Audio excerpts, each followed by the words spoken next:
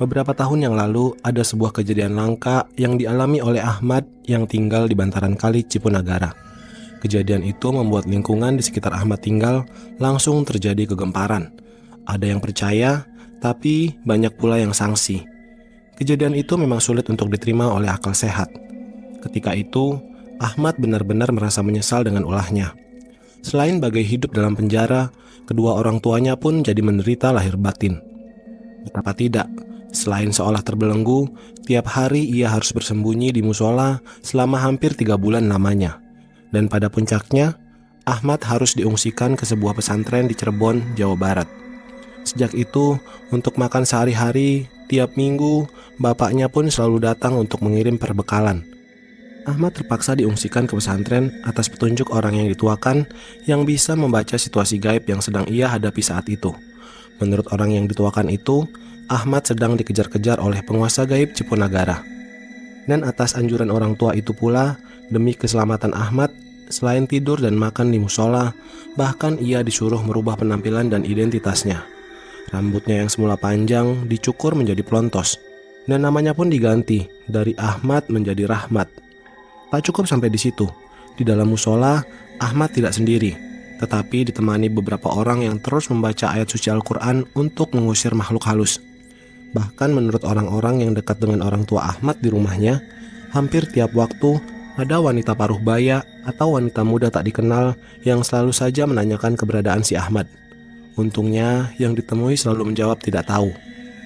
Kala itu Ahmad sangat sulit menggambarkan suasana hati atas peristiwa yang ia alami. Bayangkan, di usia yang belum cukup dewasa, setiap detik ia dilanda rasa cemas dan gelisah yang teramat sangat. Beruntung, jiwanya tidak terganggu akibat teror yang dilancarkan setiap saat dari manusia jejadian penguasa gaib Cipunagara. Bak kata pepatah, tak ada asap jika tidak ada api. Agaknya, kata bijak ini memang tepat ditunjukkan ke diri Ahmad. Maklum, keadaan ini terjadi karena Ahmad pernah mengucapkan janji kepada penguasa gaib dasar sungai Cipunagara. Kisah ini sebenarnya berawal dari suatu sore. Seperti menjadi kebiasaan, tiap sore hari hampir semua warga di kampung sekitar bantaran sungai Cipunagara selalu mengisi waktu luangnya dengan bermain sepak bola, di mana lapangannya terdapat di bantaran kali Cipunagara. Tua dan muda berbaur, lalu saling memisahkan diri menjadi 2 kelompok, dan mulailah permainan sepak bola tanpa wasit. Selanjutnya, seolah menjadi kebiasaan, tiap usai bermain sepak bola dilanjutkan dengan mandi bersama-sama di sungai. Tapi tak cukup hanya mandi. Biasanya, sebagaimana kaum muda pada umumnya, mereka pun berenang atau bermain simbur-simburan atau siram-siraman dengan air sungai. Waktu itu, sebelum turun ke sungai, Ahmad dan seorang temannya duduk di tepian sungai sambil membicarakan seorang gadis kampung sebelah yang menolak cinta si Ahmad seminggu yang lalu. Akibat terlalu asyik, tidak terasa hari pun mulai gelap. Suara adzan maghrib mulai berkumandang di surau-surau. Sementara itu, di sungai masih ada beberapa orang yang mandi dan berwudu. Maklum, air sungai surut karena sedang musim kemarau. Sebenarnya, sebagaimana warga kampung yang lainnya, Ahmad juga sering mandi di malam hari. Apalagi di musim kemarau, saat dimana hampir semua sumur menjadi kering. Maka, air sungai Cipunagara menjadi andalan penduduk untuk mandi dan mencuci. Maghrib telah jauh berlalu, bersamaan dengan sepinya orang yang mandi. Ahmad dan temannya pun turun ke sungai. Sialnya, meski sedang mandi, mulut si Ahmad tidak berhenti-hentinya membicarakan wanita yang telah menolak cintanya itu. Entah karena mitos yang dilanggar atau memang Ahmad ini sedang naas. Mendadak, pergelangan kakinya terasa ada yang mencengkram dengan kuat sekali dari dasar sungai, dan kemudian menariknya ke tengah. Seketika, Ahmad pun meronta-ronta sambil berteriak minta tolong kepada teman yang sedang terdiam memperhatikan dirinya. Menurut temannya, saat itu dirinya terkesima beberapa saat. Tubuh Ahmad langsung saja timbul tenggelam di permukaan air, dan tangan Ahmad menggapai-gapai ke arahnya. Temannya itu baru benar-benar tersadar, manakala tubuh Ahmad hilang dan tidak timbul lagi di permukaan. Tanpa memperdulikan dirinya yang hanya menggenakan celana dalam saja, dia pun langsung naik dan lari sambil berteriak-teriak. "Tolong, tolong, Ahmad tenggelam di sungai." Demikian teriaknya sepanjang jalan menuju ke arah rumah Ahmad. Dalam beberapa menit, dengan masing-masing membawa lampu senter, petromak dan obor, seisi kampung pun langsung mengerumuni pinggiran sungai. Mereka tidak hanya menyusuri pinggiran sungai sambil memanggil-manggil nama Ahmad, tetapi saudaranya Ahmad bahkan ada yang nekat berenang ke tengah sungai.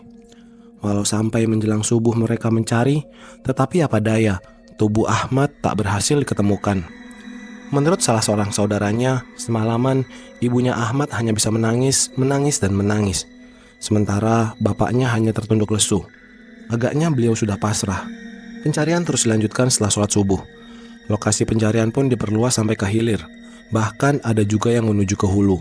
Tapi apa daya, sampai matahari terbit di timur, tubuh Ahmad belum juga diketemukan. Padahal ketika itu, tubuh Ahmad belum jauh dari lokasi tenggelam. Buktinya, saat naik ke permukaan, Ahmad masih berada di tempat di mana semalam ia mandi. Dengan tenaga yang masih tersisa, ia pun berenang ke tepian, merangkak dan naik ke darat. Ahmad berusaha menjauh dari sungai, tetapi kekuatannya benar-benar hilang. Dengan mata berkunang-kunang, disusul pandangan yang mendadak gelap, selanjutnya Ahmad pun tak sadarkan diri.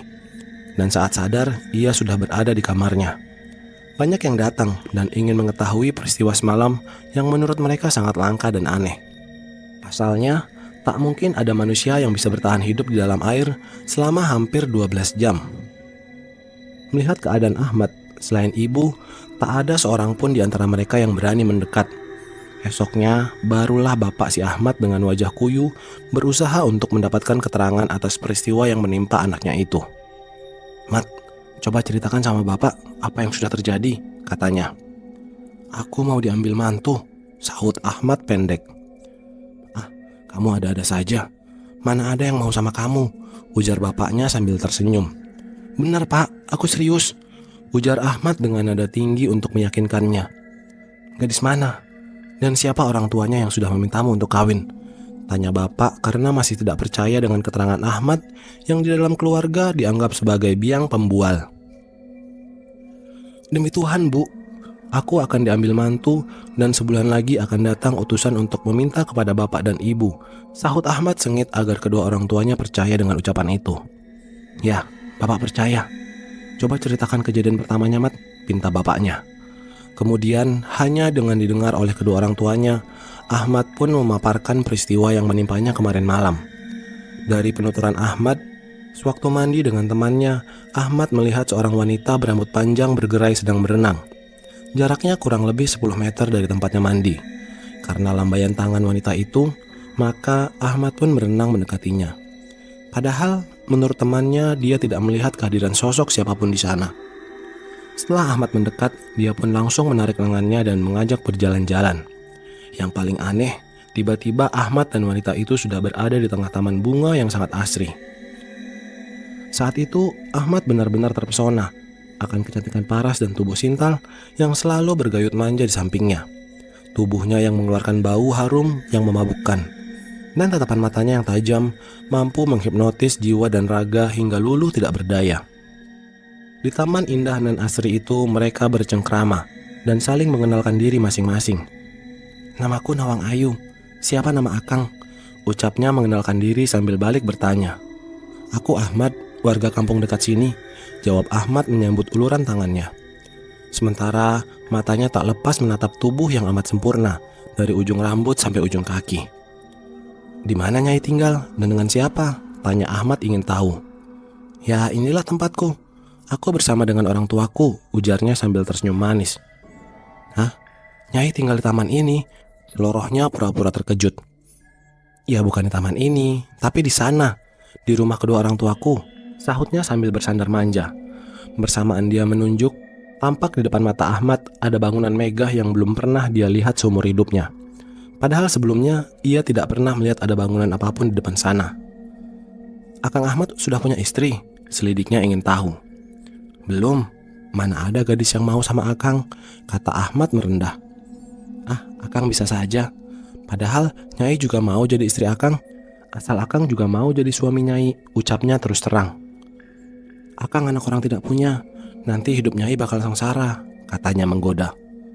"Akang tidak usah repot-repot kalau Akang mau jadi suami Nyai." Mendadak jantung Ahmad berdetak kencang mendengar kesungguhannya. "Mau tidak jadi suami Nyai?" tanyanya penasaran. "Akang ingin ketemu dulu dengan kedua orang tua Nyai," sahutnya memohon. "Kenapa tidak? Ayo ikut Nyai sekarang, ajaknya sambil menarik sebelah tangan Ahmad. Beranjak meninggalkan taman bunga, mereka pun berjalan di atas bebatuan selebar 2 meter yang tertata rapi dan memanjang hingga ke depan bangunan mewah di depan sana. Di sisi kiri dan kanannya ditumbuhi aneka bunga dan harum semerbak. Bak insan yang sudah lama menjalin tali cinta, mereka berjalan bergandengan tangan, mesra dan sesekali diselingi dengan saling peluk. Semakin dekat, Ahmad semakin terpana menyaksikan kediaman kedua orang tua Nawang Ayu. Ahmad sempat merasa rendah diri.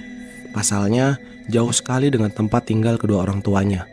Melihat hal itu, Nawang Ayu tetap memaksa Ahmad untuk masuk ke rumahnya.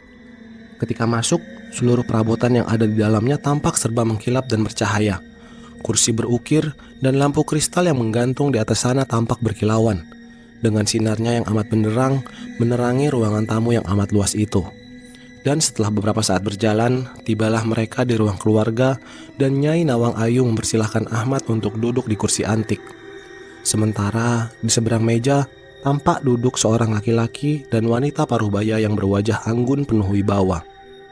"Kang Ahmad, ini bapak dan ibuku," ujar Nawang Ayu mengenalkan kedua orang tuanya. Sambil tertunduk lesu dan rasa malu yang teramat sangat, Ahmad hanya bisa mengangguk dan dengan keluh menyebutkan namanya. Rasanya aku tidak sanggup menatap keduanya.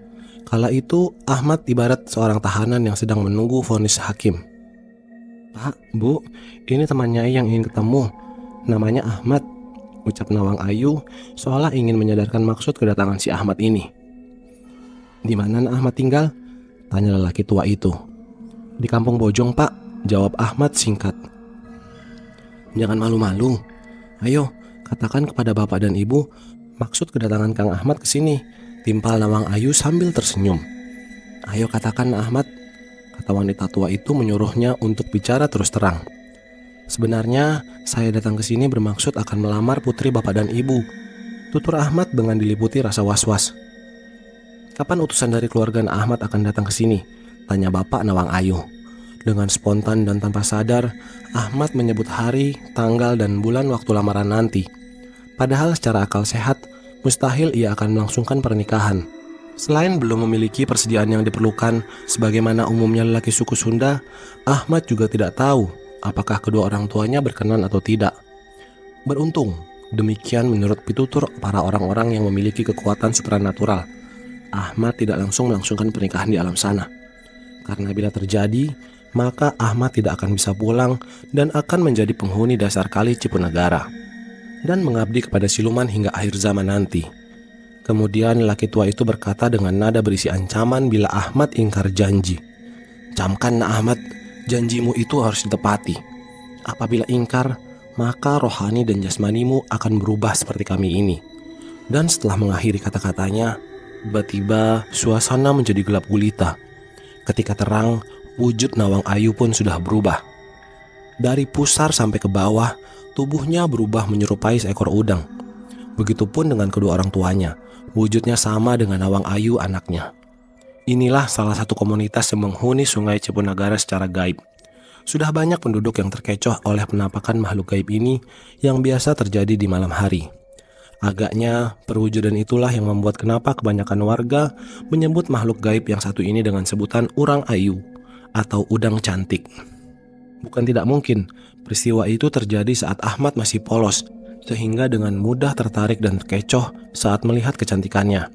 Padahal bagi orang-orang tua yang sudah tahu akan keberadaan komunitas siluman air itu, seketika akan lari menjauh agar terhindar dari kekuatan gaib yang dapat mempengaruhi pikirannya. Setelah Ahmad melihat wujud mereka yang sebenarnya, perlahan tapi pasti tubuhnya pun melesat ke permukaan. Dan setelah tiba di permukaan, dengan sedikit kesadaran Ahmad berusaha berenang ke tepian hingga beberapa saat kemudian diketemukan oleh warga yang semalaman memang sengaja mencarinya. Usai menuturkan kejadian yang menimpa dirinya, kedua orang tua Ahmad mempercayai dan dengan serius menanggapinya. Ahmad langsung dibawa ke seorang paranormal di daerah Indramayu yang dianggap bisa mengobati. Hasilnya, untuk sementara waktu, Ahmad harus menetap di musola sampai batas waktu yang ia janjikan akan menikahi putri siluman itu habis seiring dengan berjalannya waktu. Bila siang Ahmad tidur dan malamnya ia berjaga di musola dengan ditemani orang-orang yang terus mengaji sepanjang malam dan baru berhenti saat sholat subuh tiba. Begitulah hari-harinya ia lalui sampai tanggal, bulan, dan tahun yang telah ia janjikan kepada keluarganya Inawang Ayu lewat. Dan benar, ketika Ahmad kembali ke rumah, bapaknya mencoba mempertemukan Ahmad dengan wanita yang kebetulan sedang mencarinya. Tapi aneh, wanita kejadian itu langsung menggelengkan kepala dan menyatakan bukan dirinya yang dicarinya. Ahmad langsung berseru, "Alhamdulillah." Kini Ahmad semakin yakin betapa tak ada satupun kekuatan yang bisa mengalahkan kekuatan doa yang bersumber dari Al-Quran. Dan dengan kekuatannya pula, Ahmad dilindungi dari kematian yang sia-sia di dasar sungai Cipunagara.